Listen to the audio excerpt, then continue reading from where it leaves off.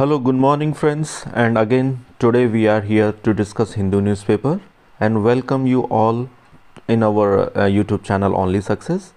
Today we will be discussing important news of Hindu newspaper along with important vocabulary. So, in the end, there will be 5 important vocabulary of this Hindu newspaper. And one more thing, आज से हम लोग जो हिंदू का जो quiz segment है जिसका link मैं आपको इस डिस्क्रिप्शन पर मैं दे दूंगा, डेली करंट अफेयर्स के 5 क्वेश्चंस क्विज में हम लोग करेंगे, जिससे आप लोगों का रिवीजन भी हो जाएगा और डे टू डे आपका करंट अफेयर्स अगर रेडी होता रहेगा तो आपको बर्डन नहीं पड़ेगा। तो वो लोग आप ज़रूर डे टू डे 5 क्वेश्चंस आप इसमें से करिए जो आपको हिंदी न्यूज़पेपर से ही होंगे। ठीक है, चलिए अब बिना देर के हम लोग शुरू करते हैं आज का न्यूज़पेपर और इम्पोर्टेंट न्यूज़। अच्छा, एक काम और करिए, आप लोग जो न्यूज़पेपर है उसका नोट्स कैसे बनाते हैं मुझे नहीं आइडिया है, लेकिन हमेशा डे टू डे न्यूज़पेपर इस तरह मत बनाइए कि आज का 11 जनवरी है तो आज का न्यूज़ में हम लोग पूरे बैठ के न्यूज़ बना रहे हैं। हम न्यूज़ में हमेशा जो आपके, अगर आप लोग तैयारी कर रहे हैं सिविल सर्विसेज की, तो उसमें पेपर वाइज आप लोग करंट अफेयर्स तैयार करिए। पेपर 1 का जो करंट अफेयर्स है, पेपर 2 का करंट अफेयर्स है या पेपर 3, तो पेपर वाइज आप लोग सेगमेंट कैटेगराइज करिए कि कौन सी न्यूज़ किसके लिए रिलेवेंट है। अगर आप लोग ऐसा लगता है कि ये आप लोगों के लिए मैं एक वीडियो बना दूं तो आप लोग प्लीज़ कमेंट में बताइए मुझे कि एक इस कमेंट सेक्शन में कि इस तरह का एक न्यूज़ की किस तरह का कैटेगराइजेशन आप लोगों को चाहिए है, तो वो मैं आपको बता दूंगा, जिससे आप लोगों को ईजी रहेगा। पर नोट्स आप लोग डे टू डे बनाइए, लेकिन डेट वाइज मत बनाइए कि आज का न्यूज़पेपर है तो पूरा न्यूज़ बना दिया, ऐसा मत करिए। पेपर वाइज बनाइए, पेपर 2 के लिए रिलेवेंट न्यूज़ जो भी होगी उसको आप लोग करिए। और जो भी अदर एग्ज़ाम से रिलेटेड स्टूडेंट्स हैं, जो भी मेरे फ्रेंड्स हैं, तो जैसे रेलवे है, एसएससी, बैंकिंग, तो उन लोगों के लिए जो क्विज़ है वो बहुत हेल्पफुल रहेगी, क्योंकि उसको मैंने बहुत ही उस पॉइंट ऑफ व्यू से भी बनाया है, factual information point of view से। आप लोग क्विज़ ज़रूर सॉल्व करिए और आप लोगों को नोट्स बनाने की ज़रूरत नहीं है। जहाँ पे जो फैक्चुअल इन्फॉर्मेशन होगी वो पॉइंट आउट कर दूंगा, तो पेपर वाइज ना बना के आप लोग होलिस्टिक बनाइए। तो दोनों जो अलग अलग एग्ज़ाम के स्टूडेंट्स हैं वो लोग अलग अप्रोच अपनाइए। और चलिए हम लोग शुरू करते हैं। फिर पहली इंपॉर्टेंट न्यूज़ जो है, कोविड-19 hospitalisation at 5 to 10% situation evolving government. तो इसमें गवर्नमेंट ने बोला है कि जो जनवरी 10 से हमारी जो बूस्टर डोज़ है, जिसको हम लोग प्रिकॉशनरी डोज़ भी बोलते हैं, मतलब पहले बूस्टर डोज़ ही इसका नाम है, लेकिन फिर इसको गवर्नमेंट ने बोला नहीं, बूस्टर डोज़ नहीं है, ये प्रिकॉशन डोज़ है। तो इसको 10 जनवरी से शुरू कर दिया गया है। और इसमें पहले नंबर पे जो फ्रंटलाइन हमारे वर्कर्स हैं, जो हेल्थ वर्कर्स हैं, या जो 60 से ऊपर वाले जो सीनियर सिटीजन्स हैं, उनके लिए ये 10 जनवरी से शुरू हो गया है। और ऐसा माना क्या जा रहा है, जो डाटा है 7 PM तक 10 जनवरी को लगभग मोर देन 9 लाख पीपल ने डोज एडमिनिस्टर हो चुकी है, 9 लाख पीपल को। तो ये इम्पोर्टेंट जानकारी के लिए है, बाकी इसमें इम्पोर्टेंट कुछ नहीं है। अच्छा, एक चीज़ और, अगली इम्पोर्टेंट न्यूज़ है कृष्णा वाटर रिवर डिस्प्यूट। इसमें जो फैक्चुअल इन्फॉर्मेशन है, ये किस किस स्टेट के बीच में डिस्प्यूट है, तो ये है तेलंगाना, आंध्रा और कर्नाटका के बीच में। और ये वाटर डिस्प्यूट है। इसमें इम्पॉर्टेंट याद न्यूज़ में इसलिए है क्योंकि इसमें जो 2 जजेस हैं, चंचूड़ और जस्टिस भोपन्ना, ये एक कर्नाटका के हैं और दूसरे महाराष्ट्र के हैं। तो दोनों ने, जो पैनल बना था, पैनल से दोनों ने ही रिज़ाइन कर दिया है। और उसका रीज़न ये था कि मतलब जिससे कि कोई भी वर्डिक्ट या कोई भी जस्टिस बायस्ड तरीके से ना दिया जाए। तो ये डिस्प्यूट भी कर्नाटका से रिलेटेड है, इसीलिए उनको लगा कि मोरल ग्राउंड पे उन्होंने रिज़ाइन कर दिया है। तो ये इम्पॉर्टेंट बस ये है किस स्टेट के बीच में है, ये आप लोग देख लीजिए। अब इसमें ये ऐसे पॉइंट ऑफ व्यू से आप लोग कर सकते हैं, नॉलेज पॉइंट ऑफ व्यू से कर सकते हैं, जो इसमें जो हर साल जो 9 सेक्टर्स हैं इकॉनमी के, वो मैक्सिमम जॉब गिवर सेक्टर हैं। तो इस बार हुआ ये है कि जो अभी रिपोर्ट आई है एक एम्प्लॉयमेंट सर्वे की, क्वार्टरली एम्प्लॉयमेंट सर्वे है, उन्होंने एक यूनियन लेबर एम्प्लॉयमेंट मिनिस्ट्री के एक रिपोर्ट दी है। उसमें रिपोर्ट में ये बोला गया है कि हर साल जितने भी एम्प्लॉयमेंट ये 9 सेक्टर जनरेट करते थे, इस बार उस सेक्टर में 2 लाख ज़्यादा जॉब को जनरेट किया है। तो उसमें कोरोना की कोई बहुत ज़्यादा फ़र्क नहीं पड़ा है, कि कोरोना की वजह से जॉब गई है लोगों की, बट बल्कि इस बार 2 लाख ज़्यादा जॉब लोगों को मिली है। तो इसमें बस यही इंपॉर्टेंट है। बाकी जानकारी के लिए आप जान लीजिए कि मैन्युफैक्चरिंग जो सेक्टर है उसने सबसे ज़्यादा जॉब देता है, तो वो 39% जॉब इस बार दिया है उसने। अगला जो पेज 3 और पेज 4 हम लोग 2-3 स्किप कर सकते हैं, हम डायरेक्टली हम लोग एडिटोरियल पेज पे आते हैं, क्योंकि ये सब स्टेट और लोकल न्यूज़ है, उसमें वो इम्पोर्टेंट रिलेवेंट नहीं है। अब हमारी जो अगली न्यूज़ है, अगली न्यूज़ है ये देखो, बगल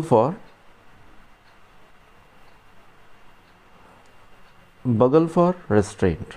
बगल फॉर रेस्ट्रेंट मतलब ये इम्पॉर्टेंट न्यूज़ इसलिए है कि जो इलेक्शन कमीशन ने अभी जो moral code of conduct 5 states में जो इलेक्शन है उसमें जब भी moral code of conduct announce किया था, तो उसमें ये बोला था कि अब 15 जनवरी तक कोरोना सिचुएशन चल रही है, तो कोई भी फिज़िकल रैली या फिज़िकल किसी भी तरीके की gathering election point of view से सारी बंद कर दी गई है। अब 15 जनवरी तक आपको क्या करना है सारी इलेक्शन पार्टीज़ को, कि आपको कोई भी रैली या कोई भी मीटिंग या कोई भी कॉन्फ्रेंसेस करना है तो आपको वर्चुअल मीडियम से करना है। अब वर्चुअल मीडियम से करना है तो अब इलेक्शन कमीशन की जो जिम्मेदारी है और ज़्यादा बढ़ जाती है। कैसे?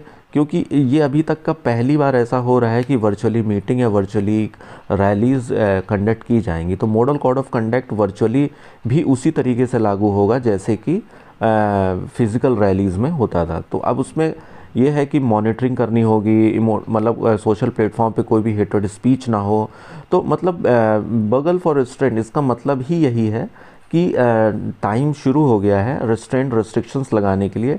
अच्छा, रेस्ट्रेंट यहाँ पे जो कीवर्ड है रेस्ट्रेंट, ये हमारी जो डेली वोकेबलरी सीरीज़ है उसमें रेस्ट्रेंट को इंक्लूड किया गया है। तो आप लोग वहाँ देखेंगे कि किसी भी तरीके से रेस्ट्रेंट को क्या कहते हैं, तो आप लोग ज़रूर देखिए, पूरा लास्ट तक देखिए। और जो सेगमेंट है वोकेबलरी वाला, उसमें इसी तरह की वोकेबलरीज ऐड की गई हैं। अब इसमें मोरल कोड ऑफ कंडक्ट लागू होने के बाद में क्या क्या चैलेंजेस फेस कर, अभी चैलेंजेस इसमें डिस्कस नहीं किया गया है, बट ये है कि अब इलेक्शन कमीशन की रिस्पॉन्सिबिलिटी शुरू हो गई है, बढ़ गई है। अगला जो आर्टिकल है, the sell that Indian diplomacy statecraft needs. अब इसमें इम्पॉर्टेंट ये है कि डे टू डे जो रिलेवेंट क्यों है ये आर्टिकल, जो चाइना के जो एम्बेसडर हैं इंडियन ओशन के, जो भी आइलैंड कंट्रीज़ हैं, श्रीलंका, मालदीव, कल हम लोगों ने श्रीलंका का इशू डिस्कस किया था, आज भी डिस्कस करेंगे श्रीलंका का, परसों मालदीव डिस्कस किया था। तो उसी कॉन्टेक्स्ट में ये आर्टिकल निकाला गया है। अब इसमें अच्छा दूसरा एक और कॉन्टेक्स्ट ये है कि जो 26 जनवरी है उसमें जो 5 सेंट्रल एशियन कंट्रीज़ हैं उसको हमारे प्रधानमंत्री जी ने उनको 5 चीफ गेस्ट को एज ए चीफ गेस्ट बुलाया है। अब बुलाया है तो ये क्यों स्ट्रैटेजिक पॉइंट ऑफ व्यू से बहुत इम्पॉर्टेंट है, क्योंकि सेंट्रल एशिया का जो रोल है वो डे टू डे बढ़ रहा है। अब यूरोप जाने का चाहे रास्ता हो, चाहे सेंट्रल एशिया क्या है, हब है एनर्जी का। अब एनर्जी का हब है तो हम लोग क्या कर रहे हैं कि वहाँ यूरेनियम का बहुत हब है, एनर्जी रिसोर्सेज हैं, गैस है, जितना भी है तो वहाँ पे सारा है। तो इसमें बेसिकली इम्पॉर्टेंट क्या बोला गया है कि आखिर इंडिया ऐसा कर क्यों रहा है, तो स्ट्रैटेजिकली ये बहुत इंपॉर्टेंट मूव है। अब यहाँ पे हम लोग नज़दीकियाँ बढ़ा रहे हैं सेंट्रल एशियन कंट्रीज से। अब इसके बाद में क्या क्या चैलेंजेस हैं, क्यों बढ़ा रहे हैं? चैलेंजेस ये हैं कि हमारा जो कॉन्टिनेंटल बाउंड्रीज़ है प्लस मैरीटाइम बाउंड्रीज़, दोनों की सुरक्षा के लिए डिफरेंट अप्रोच, दोनों स्ट्रेटजी अपनानी पड़ेगी। अब दोनों स्ट्रेटजी अपनाने के लिए क्या करना होगा, जो हमारा कॉन्टिनेंटल है, जैसे कि फॉर एग्ज़ाम्पल जैसे ये देखिए, जैसे यहाँ बोला गया है कि जो हमारा एक सेकेंड, जैसे ये है, अब देखिए यहाँ पे डिस्कस किया गया है कि अफ़गानिस्तान में ये आपका जो यूएसए की फोर्सेस ने जब से विड्रॉ किया है तो वहाँ पे इन्फ्लुएंस पाकिस्तान और चाइना का ज़्यादा हो गया है। ऊपर से प्लस यूरेशियन जो कंट्रीज़ हैं वहाँ पे नाटो का प्रेजेंस बढ़ रहा है, प्लस रशियन जो कजाकिस्तान में है मूव, वहाँ इन्फ्लुएंस बढ़ रहा है। एससीओ है, मतलब ये डिफरेंट ऑर्गेनाइजेशंस हैं कैसे सेंट्रल एशियन कंट्रीज़ में अपना इन्फ्लुएंस बढ़ा रहे हैं। यूरेशियन कंट्रीज़ मतलब ये होता है कि कुछ यूरोपियन कंट्रीज़ प्लस कुछ Asian countries is equal to Eurasia. तो यहाँ पे इन्फ्लुएंस बेसिकली हम लोग एशियन कंट्रीज़ की बात कर रहे हैं। तो यहाँ पे इन्फ्लुएंस हो गया है। तो अब इंडिया को करना क्या है कि जब इतना सारा इन्फ्लुएंस नाटो का है, रशिया का है, एससीओ का है, सीएसटीओ का है। सीएसटीओ कल हम लोगों ने कजाकिस्तान में कलेक्टिव फोर्स डिस्कस किया था, तो वो सब है। तो वहाँ पे ऑलरेडी अनरेस्ट चल रहा है। तब इंडिया के लिए चैलेंज बढ़ रहा है कि इस सब की प्रेजेंस के बाद में हम लोग अपना ये जो कॉन्टिनेंटल सिक्योरिटी है कैसे बढ़ाएं और क्यों ज़रूरी है। बेसिकली इस आर्टिकल में यही डिस्कस किया गया है कि इंडिया को ऐसा करने की ज़रूरत क्यों है। तो ज़रूरत इसलिए है क्योंकि इतने सब जो ऑलरेडी ऑर्गेनाइजेशंस हैं ये लोग एक चैलेंज पोज कर रहे हैं सेंट्रल एशिया में। दूसरा क्या है कि अब कॉन्टिनेंटल तो हो गया, मैरीटाइम में कोर्ट्स ऑफ करेक्शन क्या किया है। मैरीटाइम कोर्ट्स में जैसे जो चाइनीज़ एम्बेसडर है, चाइनीज़ एम्बेसडर जो कॉन्टिनेंटल नेशंस में विज़िट कर रहे हैं, श्रीलंका, मालदीव, तो वो उनकी कोशिश ये है बराबर कि उनको चाहे इकोनॉमिक पॉइंट ऑफ व्यू से चाहे medical aid point of view से उनको किसी भी तरीके से इन्फ्लुएंस करके इंडियन ओशन में अपनी प्रेजेंस को बना के रखें। अब इंडियन ओशन में अगर प्रेजेंस होगी तो direct threat Indian security, maritime security को होगा। तो उसके लिए जो इंडियन गवर्नमेंट है, जो नरेंद्र मोदी गवर्नमेंट, उन्होंने एक इनिशिएटिव लॉन्च किया था सागर। ये हम लोगों ने क्विज में डील किया हुआ है, आप लोग देखेंगे वहाँ पे। सागर का मतलब security and growth for all in the region initiative. तो ये क्या है, मैरीटाइम सिक्योरिटी के लिए जो भी इंडियन ओशन कंट्रीज़ हैं उनके साथ मिलके एक जॉइंट ऑपरेशन है कि इंडियन ओशन में सिक्योरिटी को कैसे किया जाए। तो इसके बाद में जो यूएसए है, यूएसए बेसिकली जो इंडो पैसिफिक रीजन है, इंडो पैसिफिक रीजन में अपनी चाइना के इन्फ्लुएंस को कम करने के लिए, जैसे ये है, चाइना की प्रेजेंस को कम करने के लिए ऑलरेडी एक जो ऑर्गेनाइजेशन है ऑलरेडी बना रहा है। अब इसमें इंडिया क्या कर रहा है, सागर इनिशिएटिव हो गया, क्वाड हो गया, ठीक है। अब इसको करने के लिए इसी तरह के और भी ऑर्गेनाइजेशंस हैं जो चाइना और पाकिस्तान को काउंटर करने के लिए इंडिया इनिशिएटिव लेता है। तो अब आपको इम्पोर्टेंट क्या करना है, मैरीटाइम जो सिक्योरिटी है उसमें कौन कौन से इनिशिएटिव ले रखा है इंडिया, सागर हो गया, क्वाड हो गया, प्लस कॉन्टिनेंटल सिक्योरिटी है उसके लिए इंडिया क्या इनिशिएटिव ले रहा है। ये जैसे अब 26 जनवरी में एज ए चीफ गेस्ट बुला रहे हैं। इसके बाद में बॉर्डर सिक्योरिटी है, बॉर्डर सिक्योरिटी के लिए ये चाइना से जो थ्रेट है ऑलरेडी मतलब जैसे यहाँ है, ये मतलब बहुत ज़्यादा आपके अंडरस्टैंडिंग के लिए ठीक है। बेसिकली ये आर्टिकल जो है, जो स्टूडेंट्स हैं पॉलिटिकल साइंस के लिए, उनके लिए ये आर्टिकल बहुत रेलेवेंट है। आपके लिए बस एक पॉइंट ऑफ व्यू ये जानना ज़रूरी है कि अब ये क्यों इम्पोर्टेंट हो रहा है। अब यहाँ पे आप आएंगे तो पूरा आपको आर्टिकल का क्रक्स दिख जाएगा।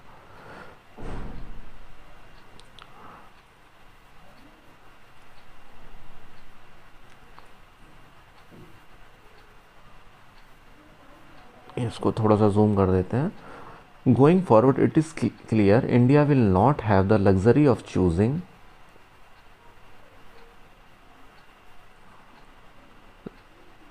One over the other. One over the other मतलब या तो कॉन्टिनेंटल या तो मैरीटाइम, दोनों में से एक चूज़ करने की लग्जरी नहीं है, दोनों को पैरेलली ही इंडिया को डील करना पड़ेगा। We should need to acquire strategic vision and deploy the necessary resources to pursue our continental interest without ignoring our interest in the maritime domain.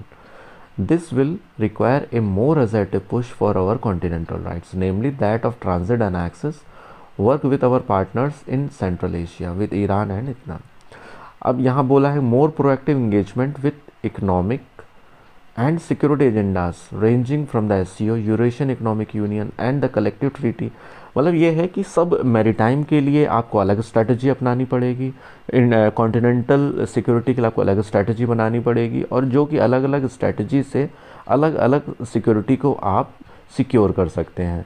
तो इस बेसिकली इस क्रक्स इस आर्टिकल का ये है कि you can't choose one over the other, means you can't choose maritime security over the continental security और over continental security over maritime security, so both are equally important.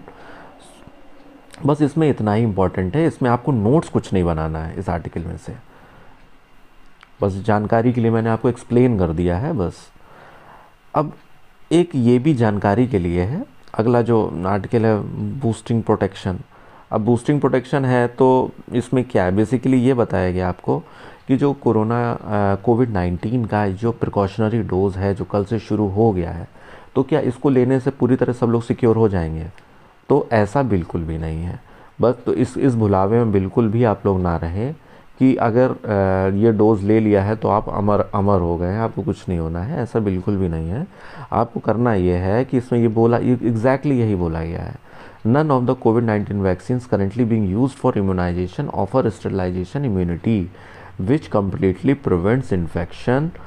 Administering a booster dose will surely increase the level of neutralizing antibodies, but even that does not guarantee full protection from infection. मतलब ये है कि आपको harm कम होगा, but इसका बिल्कुल ये मतलब नहीं है कि आपको 100% प्रोटेक्शन इससे मिल जाएगा। अब इसका रास्ता सिर्फ यही है कि आप मास्क पहनिए, आप सैनिटाइज़र यूज़ करिए, प्रिकॉशन लीजिए, बूस्टर डोज लीजिए आप, लेकिन इसका मतलब ये नहीं है कि बूस्टर डोज लेने से आप पूरी तरह से रिस्क फ्री हो गए हैं। तो बिल्कुल भी ऐसा नहीं है। अपना और अपने घर वालों का ख्याल रखिए, बिल्कुल भी। तो इसमें सीधे सीधे बोला गया है कि बूस्टर डोज या वैक्सीन लेने से कोरोना सिर्फ कम हो सकता है, कोरोना असर नहीं करेगा, ऐसा बिल्कुल भी नहीं है। अगले आर्टिकल पे आते हैं, पेज नंबर 8 पे आ जाते हैं। कल हम लोग डिस्कस कर रहे थे कि जो CA गाइडलाइंस जो रूल को नोटिफाई करने की जो डेट है, डेडलाइन निकल गई है। डेडलाइन निकलने का मतलब है कि जो 9 जनवरी में डेट एक गवर्नमेंट ने मांगा था, एक टाइमलाइन कि 9 जनवरी तक हम लोग इसको नोटिफाई कर देंगे, पर 9 जनवरी को गवर्नमेंट ने बोला कोरोना है, बाकी और भी चीज़ें हैं, तो उसके कारण हम लोग इसको नोटिफाई नहीं कर पाए।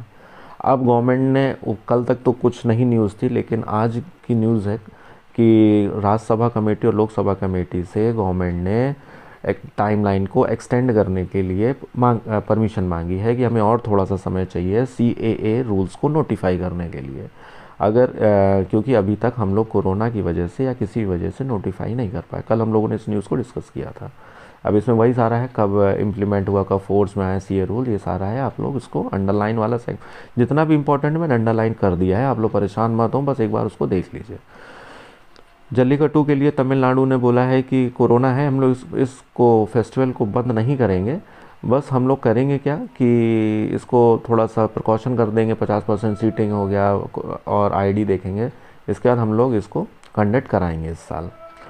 इंडिया ने जो कजाकिस्तान में अनरेस्ट चल रहा है, इंडिया ने सांत्वना दिया है, कंडोल्स, ये है, इसमें कोई न्यूज़ नहीं है। अगला न्यूज़ पे आते हैं हम लोग। अगली न्यूज़ है, ये देखिए, एक ये स्टॉलवर्ट्स, ये हमारे जो सेगमेंट है, जो वोकेबलरी सेगमेंट है, इस न्यूज़ इसको हम लोगों ने कवर किया है, तो उसको ज़रूर देखिए। इस तरह के जो अगर आपको आता है तो वेल एंड गुड, जिसको लगता है कि देखने की ज़रूरत है ज़रूर देखिए, आपको ज़रूर फ़ायदा होगा। अब ये देखिए, ये न्यूज़ है, अमरिंदर सिंह पार्टी गेट्स पोल सिंबल। अब पंजाब है, हॉट न्यूज़ है, ये करंट अफेयर्स के लिए बहुत इंपॉर्टेंट है, सारे एग्ज़ाम्स के लिए इम्पॉर्टेंट है। और जो अमरिंदर सिंह, उन्होंने एक नई पार्टी लॉन्च की है, पंजाब लोक कांग्रेस, उनको पार्टी सिंबल मिल गया है हॉकी एंड बॉल। तो ये हमारे करंट जो क्विज़ है उसमें हम लोगों ने कवर किया है, ये ज़रूर देखिए। मतलब कभी कभी आपको लगे पूरा न्यूज़पेपर आप नहीं करना चाहते तो क्विज़ सेगमेंट ज़रूर देख लिया करिए, क्योंकि इसमें जो भी इंपॉर्टेंट न्यूज़ है सारे एग्ज़ाम्स का, वो हम लोग कवर डे टू डे और हिंदू से ही कवर कर रहे हैं। पूरी टीम इसमें बहुत मेहनत कर रही है आप लोगों के लिए, आप लोग ज़रूर इसको एक बार ज़रूर देखा करिए। अगले जो न्यूज़ है टेस्ट पॉजिटिविटी रेट, और इसमें कोई भी ऐसी इंपॉर्टेंट न्यूज़ नहीं है। और अब हम लोग आ जाते हैं पेज नंबर 11 पे, वर्ल्ड न्यूज़ पे। इसमें भी कोई न्यूज़ नहीं है। इसमें आंग सांग सूकी है, उनको 4 साल का सज़ा मिल गई है। ये बेसिकली एक्टिविस्ट है म्यांमार की, तो ये म्यांमार में इनको सिविल अनरेस्ट के लिए 4 साल की सज़ा हो गई है। ये म्यांमार से है, ये बस इतना जान लीजिए, बाकी कुछ इम्पोर्टेंट नहीं है। कजाकिस्तान के प्रेसिडेंट का नाम जान लीजिए कौन है, तो कायो, क्योंकि बहुत इम्पोर्टेंट न्यूज़ में रहा है ये, और ये आपके लिए ज़रूर इम्पोर्टेंट रहेगा, क्योंकि कजाकिस्तान बहुत अनरेस्ट के लिए न्यूज़ में। अच्छा ये देखिए अगली न्यूज़ है चाइना श्रीलंका टाइज़। इसमें हम लोगों ने डिस्कस किया है कि श्रीलंका और चाइना जो है, जो वहाँ के जो एम्बेसडर हैं वो इंडियन ओशन के जो आइलैंड कंट्रीज़ हैं उसमें विज़िट किया हुआ है, तो अभी वो इस समय श्रीलंका में है। तो उन्होंने रिवर राइज पैक्ट को किया है, 5 नेशन इन्होंने है कि 5 nation tour in the new year. इन्होंने मिस्टर वांग है, इन्होंने 5 नेशन टूर पे हैं to launch celebration marking the 70th anniversary of the historic river rise pact and 65th anniversary of establishment of diplomatic relation. Basically जो China है वो अपना Indian Ocean में इन्फ्लुएंस बनाना चाहता है, उसके चक्कर में वो ये सब कर रहा है कहीं। अब उसी में क्या बोला है, अब इंडियन जो एम्बेसी है वो ये नज़र रखे हुए है जो हमारे सागर स्कीम है इंडियन ओशन में प्रोटेक्शन के लिए, उसमें उसी की तर्ज पे चाइना ने बोला है कि हम लोग कुछ ऐसा रीजनल हम लोग एक कोलैबोरेशन करेंगे जिसमें इंडियन ओशन में प्रेजेंस और सिक्योरिटी के लिए और ये सब करके सबका फ़ायदा हो, ट्रेड में फ़ायदा हो, तो ये सब बोला है। तो इंडिया इस पर नज़र रखे हुए है कि आखिर है क्या इसमें। तो आजकल चाइना जो है जितने भी इंडियन ओशन है सबको बड़ा पैसे वैसे दे के पूरा प्रलोभन दे रहा है, आप जितने पैसे चाहिए जितना एड चाहिए ले लो, फिर बाद में क्या करता है कि सबको धमकी देना शुरू करते हैं, जैसे पाकिस्तान में कर रहा है। तो ये अगला है, अब देखिए बिजनेस न्यूज़ है, इसमें कोई इंपॉर्टेंट न्यूज़ नहीं है। फिर स्पोर्ट्स आ गया, स्पोर्ट्स उसको हम लोग स्किप कर देते हैं क्योंकि ये डे टू डे मतलब कहीं कुछ ना कुछ स्पोर्ट्स चलते रहते हैं, तो बेटर है कि मंथ के एंड में हम लोग एक कंपाइल करके सारी इंपॉर्टेंट न्यूज़ दे देंगे आपको, तो इसमें आप लोग निश्चिंत रहिए। अब इसमें एक इम्पॉर्टेंट लास्ट न्यूज़ है, ये flying cars and the future in the cities. Flying cars होते क्या हैं, जो वन डे एग्ज़ाम्स हैं, जो फैक्चुअल पॉइंट ऑफ व्यू से ये क्या है, फ्लाइंग जो कार्स होती हैं वो फ्लाइंग टैक्सीज़ भी बोलते हैं, हेलीकॉप्टर्स भी बोलते हैं बेसिकली, अर्बन हेलीकॉप्टर्स। अब इसमें पूछा व्हाट आर फ्लाइंग कार्स।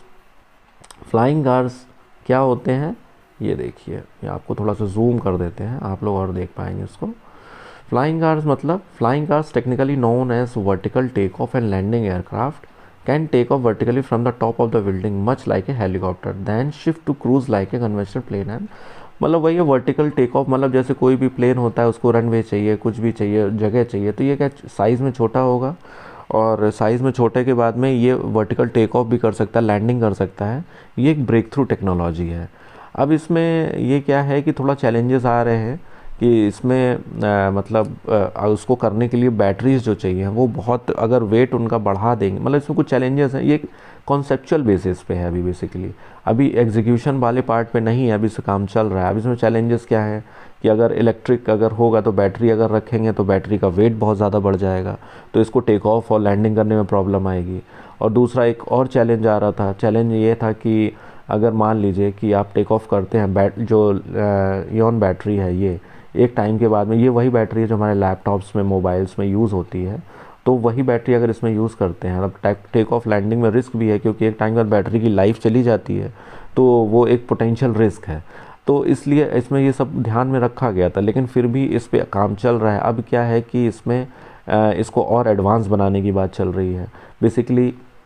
अब इसमें फिर ये देखा गया कि मतलब कॉस्ट इफ़ेक्टिव है भी कि नहीं, कि मतलब अगर इलेक्ट्रिक अगर रोड पे हम लोग चलेंगे तो रोड पे चलने के बाद में उतने ही पैसे खर्च होंगे, या जो कोई भी आदमी अगर ट्रैवल करेगा बाय एयर तो इस फ्लाइंग टैक्सी से, तो उसको कम में लगेगा, या इलेक्ट्रिसिटी कंजम्पशन कम होगा, एनर्जी कंजम्पशन कम होगी। तो इसमें फिर एक रिसर्च किया गया, ये बताया गया कि अगर एक 5 kilometre medium size sedan would consume about 1 kilowatt of electric energy, 5 kilometre चलेंगे तो 1 किलोवाट की इलेक्ट्रिक एनर्जी लगती है बाई रोड।